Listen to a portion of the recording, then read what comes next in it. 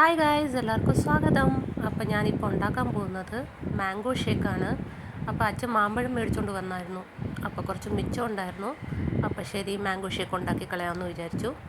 അപ്പോൾ ഇതിൽ ഞാൻ ഒരു ഗ്ലാസ് നിറച്ച് പാലൊഴിക്കുകയാണ് മാമ്പഴത്തിൽ.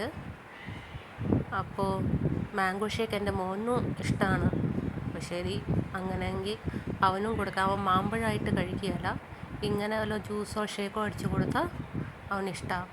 അപ്പോൾ ഇതിൽ ഞാൻ വനില ഐസ്ക്രീമാണ് ഇടുന്നത്. വനില ഐസ്ക്രീം ഇട്ടാൽ പ്രത്യേക ഒരു ടേസ്റ്റാണ്. അപ്പോൾ ഞാൻ 2 സ്പൂൺ വനില ഐസ്ക്രീം ഇതിൽ ഇടും. ഞാൻ സാധാരണ എങ്ങനെയാണ് ഉണ്ടാക്കുന്നത്, അത് കഴിഞ്ഞിട്ട് ഇതിൽ 2 സ്പൂൺ പഞ്ചസാര, അത് കഴിഞ്ഞിട്ട് മിക്സിയിൽ ഒരു വട്ടം ഒന്ന് അടിക്കും.